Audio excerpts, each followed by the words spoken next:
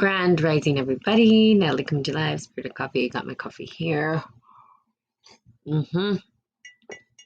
Love this new mug. This is a local potter in Colorado. Such a beautiful thing. Just love it. Love the artistry on it. So I wasn't going to get on here. And so it's kind of, I used to get on consistently Monday through Friday. And now things have been spotty with, the podcast or getting on or live. Good morning, whoever just got on. But again, when soul's called to do something, I just do it, right? I don't ask questions. I just say, okay. So it's like, yeah, you're going to get on into Spirit and Coffee. Okay, yes, I am. So I'm here. So hopefully people will benefit, download, see it, watch it, whatnot. What I'm going to do and what I've been calling to do is to read from this book called The Emerald Tablet. This is The Alchemy for Personal Transformation, Dennis William Hawk. This book is phenomenal. It's good for people who are trying to understand what spiritual alchemy is, understanding that alchemy exists in everything. And that alchemy is really just the process, right? It's a process that we use to reach higher levels of transcendence or to arise into higher levels of our soul, I guess. And I don't want to say higher levels of soul, but to reach our soul's purpose, basically, and to manifest our soul purpose.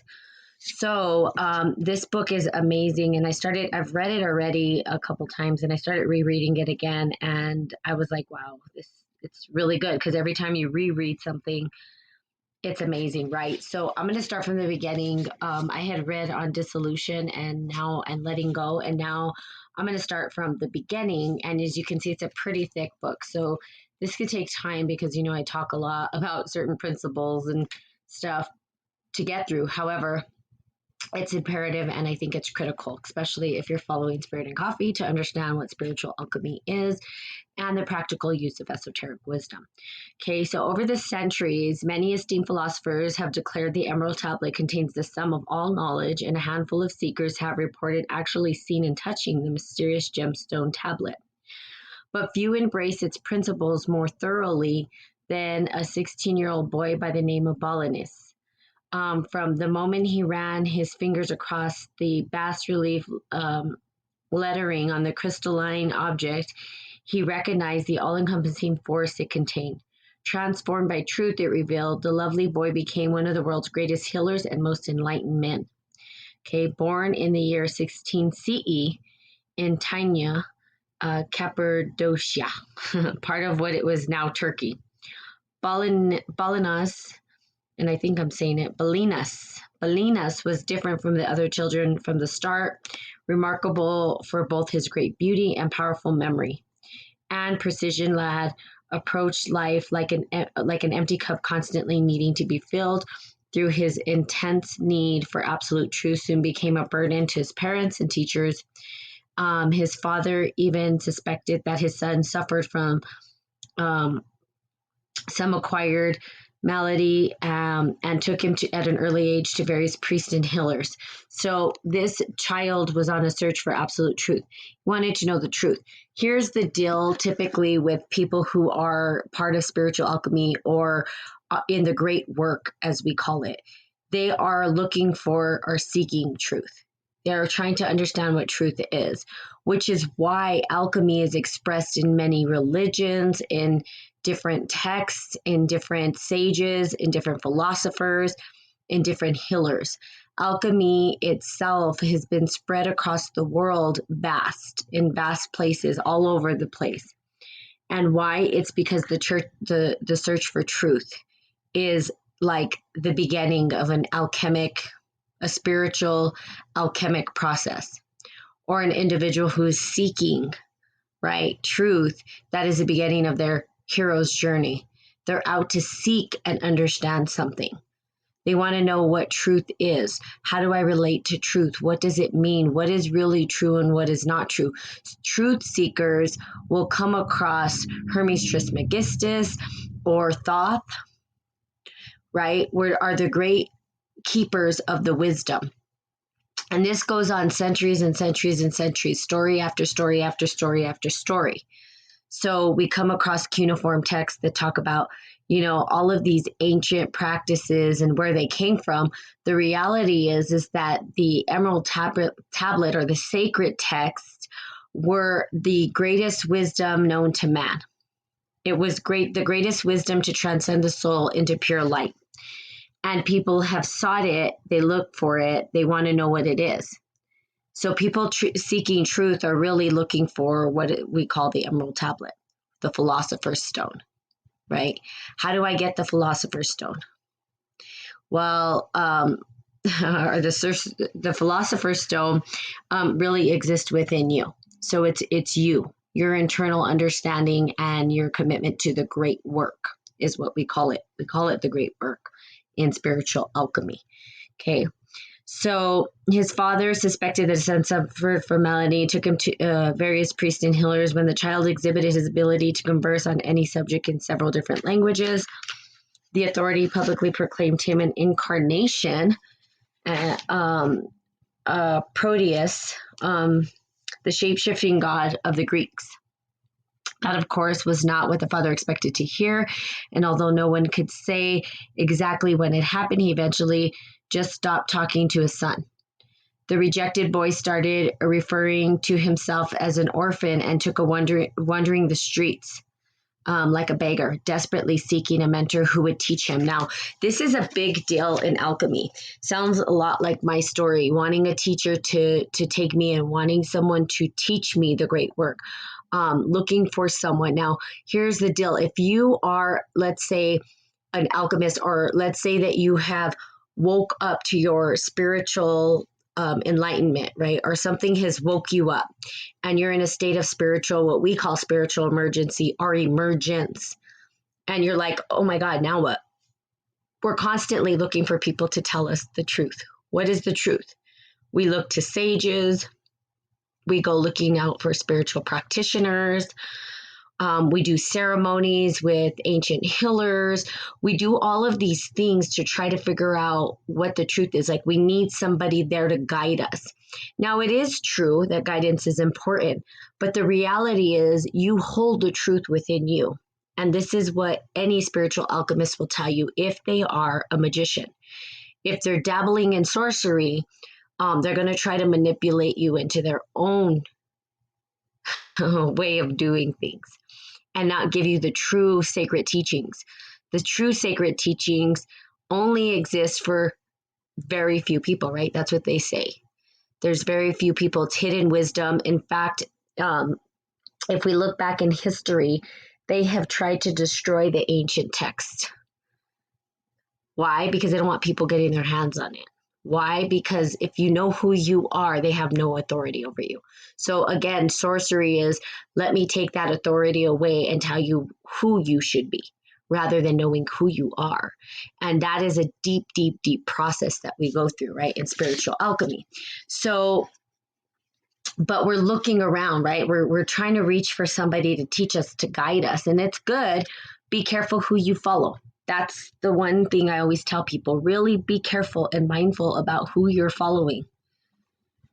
Because there's people that misdirect too. There's people that use it for manipulation, okay? One day the boy came upon a statue that at a column near the edge of town. The monument itself was very old, and though the common language was Aramaic, the writing on the statue was its original Syrian alphabet. As the boy gazed up on the imposing figure on the pedestal, something in ancient man's eyes caught his interest. It was that the man knew everything. On a plaque halfway on the column were the words, "Behold, I am Hermes Trismegistus, he who is threefold in wisdom. I once placed these marvelous signs openly before all eyes, but now I have veiled them by my wisdom, so that none should attain them unless he comes a sage like myself." Further upon the breastplate declared, "Let him who would learn and know the secrets of creation and nature inquire beneath my feet." Beautiful. So here's the deal. They have hid. So Hermes Trismegistus, if you don't know the story, I say do your research on spiritual alchemy. I'm reading this book because Spirit and Coffee is based on spiritual alchemy. and the practice of esoteric wisdom. Okay, so it's critical that you understand it. Now, Hermes Trismegistus was based on Thoth, which is if you go back into Egyptology, how do I say it? Back into mythology, and you start to look at who Thoth was. He was the keeper of great wisdom and truth. Okay, and they say that he was the holder or the creator of the Emerald Tablet. Okay, so we go back in history to understand where this is coming from. Now, they say that, behold, he opened it up for people to see. Now, here's the deal. We as spiritual alchemists will come every era, every age, every generation. There's the rebirth of this sacred wisdom. We share it, but not everybody will follow. Not everybody will listen. Not everybody will hear the message, and that's okay. If you are a seeker and you're searching and you're trying to find this sacred wisdom, you have to be committed to the work. And then you'll start to hear. Your eyes will be open, your ears will be open, but you've got to be committed to the work. Now, part of the work, it takes some practice. It takes practice of going through some really, really, really interesting, crazy, murky stuff. It's not an easy process, okay? And it's not something that we do. Hey, Clara, how are you?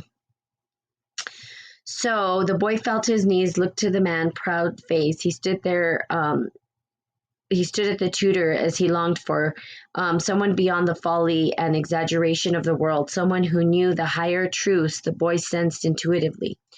The lad's large dark eyes swelled up with tears, and he whispered, "Teach me, Hermes." The wise old man carved in stone became the father the boy so desperately needed, and he spent many evenings conversing with the cold marble as if it were a real person.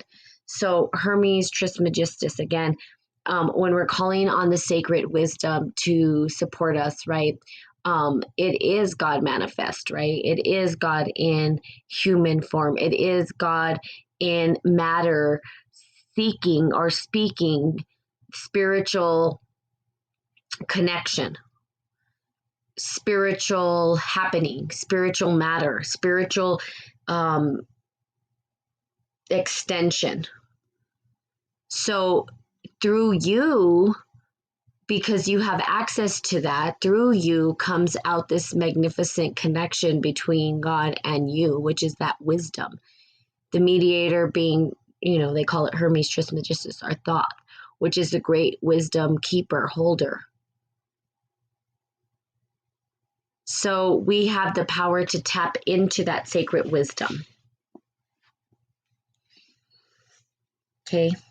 When Balanas was 14, his frustrated parents interrupted his magical tutoring and sent him to South Taurus to pursue more formal studies, but the boy soon grew relentless, and calling the Taurians frivolous, moved to Greece, Greece, I don't know if I'm saying these words right, hoping to find someone acquainted with the secret teachings of Hermes. There he discovered the writings of Pythagoras, who was said to be directly descended from the great Hermes. At last, Balanas felt he was making progress. At the age of 16, he returned to Tanya, drawing by the idea that he was ready to complete an apprenticeship at the foot of the statue. Balanas went to the marble god just before the sunrise, kneeling before him, beseeched Hermes to share the great truths once and for all. The first ray of sunlight fell on the polished brass breastplate. Hi, Mama. Let him who would learn and know the secrets of creation and nature inquire beneath my feet. The secrets of creation and nature. Here's the deal, and here's what's been happening with science, right? Science, it's one side of the story. In other words, we have not bridged the gap between the stories. We have one side. So I talk about this like a lot, actually, where we are in a patriarchy. We're only seeing the patriarch. We're not really seeing the matriarch right now. And right now, the matriarch is rising from the ashes. That's why we see the phoenix everywhere, or we see the great mother, or we see Gaia, because you can't deny, you can't have one without the other. And so when we look at it, when they say so let he who would learn and know the secrets of creation and nature. Well, right now we understand we're looking at nature and we're trying to bend it and manipulate it through science. That's like a big no-no, right? We're going to end up in catastrophe, and this world could end up in upheaval. We'll end up with no earth for us to live on, our species, which, okay, so our species dies. Well, it's sad. However, the planet doesn't need us, right? It'll thrive without us. In fact, it'd probably thrive more without human beings, because we are totally destructive and self-sabotaging creatures. We're one of the most interesting creatures. I just go like this and shake my head at us all the time. Very weird species we are. And we don't work in harmony with nature. But if we did, and we understood the secrets of creation and nature, not for the benefit of ourself and manipulation, which is what has happened and how we've twisted the storyline, that we do it for the benefit of our soul to transcend, to be able to walk our divine birthright and through purpose, vision, legacy. Yet we don't. And we don't learn, and we continue to create the same patterns. But yet you will have spokespeople, right? Or you will have these thoughts, right? Thought is not just one thing. It exists in everyone. But you have people who rise to the occasion, and they speak up about healing the planet. They speak up about healing the people, about healing your mind, about love, about truth, about truly healing and living in community with one another, in harmony and peace. And yet we continue to self-sabotage and create destruction and destroy. That's just, humans are weird. We're just a weird species. So weird. Like, I'm trying to understand us. And we repeat it over and over again. We want to fight over meaningless shit. And that fight turns into something major. It's meaningless. It doesn't even matter. But we make it matter. And because of that, we have to be right. And because we have to be right, we wage war. And because we wage war, we start to harm everything around us, not just the individuals who we felt have hurt us. Or we're on we want power. And it's just crazy when you think about it. So that's what he means. The secrets of creation and nature. When we are one with nature, in harmony with nature and creation, life unfolds organically and naturally. We've inserted this unnatural state of whatever we think we want to create. It's just quite interesting, actually. And it's pretty sad in a lot of ways. Okay. Like a flash of lightning, the boy grasped the cryptic message and felt like a fool for not having seen it sooner. He jumped to his feet and started digging feverishly beneath the massive stone block at the base of the column. By noon, he had uncovered the entrance to underground chamber. Though the sun shone brightly overhead, the cavern was not so dark as the single ray of light penetrated it. The scrawny lid slipped easily through the narrow opening, but once inside, he was enveloped by fierce winds that arose from nowhere and blew in all directions without ceasing. No torch would burn under the conditions, and the pitch blackness prevented him from going any further. Disappointing and gnawing charging kept Balinese from sleeping that night. What was in the cave? Did it contain secrets promised by Hermes, or was it just a natural formation? How would he ever find out what was there? In the middle of the night, he returned to the statue and eventually fell asleep, leaning against the column where he spent many hours listening to the teachings of Hermes. His head propped against the cool stone, the boy dreamt of the old man standing next to the opening of the cave. The man looked familiar, but it was not Hermes. "O Balanaz," the old man called out, "rise up and enter the chamber, gain knowledge of the secrets of creation as to obtain the true representation of nature." Beautiful, okay? So I can see nothing in that darkness, replied Balanaz, and the wind that blew there put over the flame. Put your light into the glass vessel, suggested the man. The boy had never seen such a lantern, but he knew at once the idea would work. So, who are you that allows me to profit from your favor? I am your own being, perfect and subtle. Here we go. I am your own being. I am you, and you are me. See, you are the face of God. You are the face of God. You are a fingerprint of God. And we all have our unique fingerprint, right? If God had many fingers, millions of fingers, we can say that we're all fingers with our own unique fingerprint. It's the easiest way for me to describe it. We all have our unique way. But our being is where the Philosopher's Stone exists. Our internal understanding of who we are, the recognition and remembrance of who we are, tapping into that and recognizing it. Very few walk the path. Very few want to walk the path. Good morning, Laura. Good morning. Beatrice. I can't say it. Shaky. What is that? Shaky, shiny. Shaky, shakes. Shake. Oh, forget it. I can't even read today or anything, so I apologize. Hey, I hope you're good. Yes, you as well. Thank you for joining. And so we have the gems inside of us. We are the Philosopher's Stone. We are the ones with all of this information and understanding. We just need to know ourselves, right? How do you know yourself? Spend time with yourself. Spend time with you alone, by yourself. Now, I don't mean spend time with you alone, putting your mind up in other things, right? Or wrapping your mind up in reading or this or that. I'm talking about just sitting in silence by yourself and listen to the conversations in your head. It's interesting because our conversations are a manifestation of our life. What we speak in our head is what is the reality that we see externally. So, my reality is pretty empty. My head's pretty empty. It's kind of funny.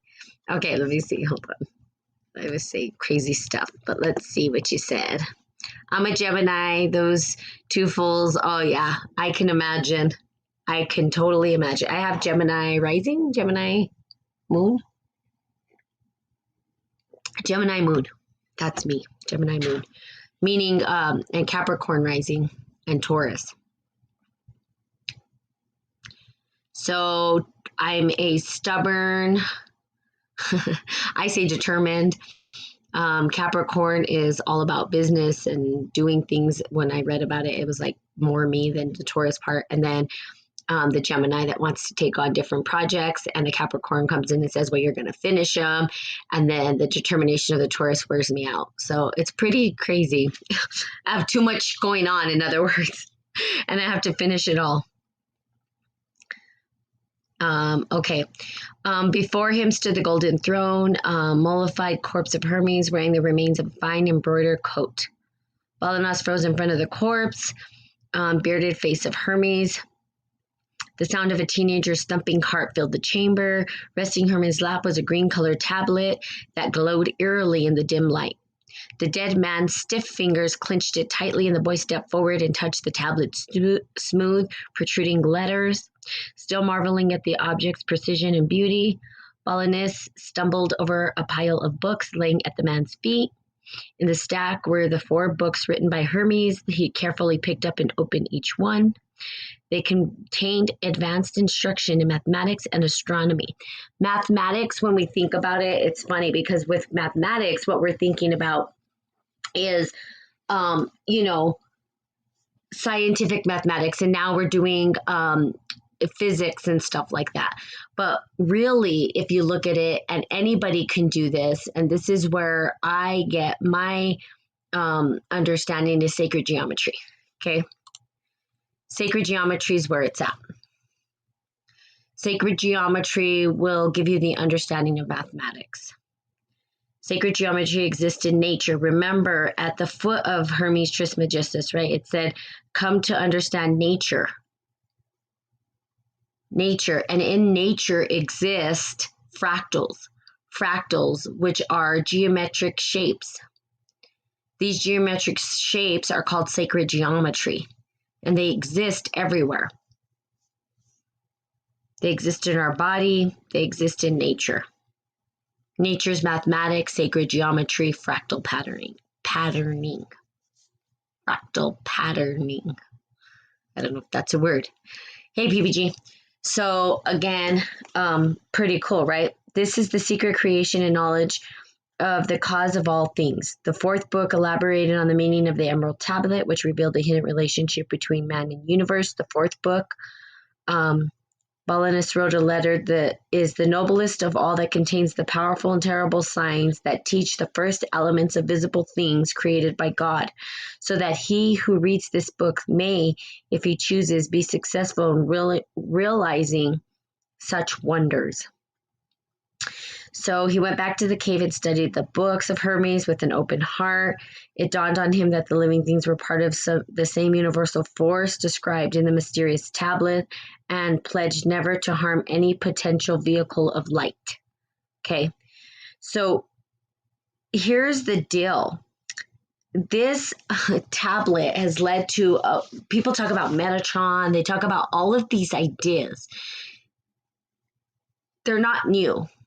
Okay, it's not a new idea. None of this information is new information. Everything that is under the sun, right? Everything's been said under the sun. People regurgitate, people reuse the same information over and over and over again. The only difference, I believe, is language. Language that shapes the reality that we see. How we describe what it is that we're seeing and observing and feeling and touching and understanding about our world and who we are. Language is what changes. English is a new language. It's a new way to describe the world. Think about the Tower of Babel. This happened with computers.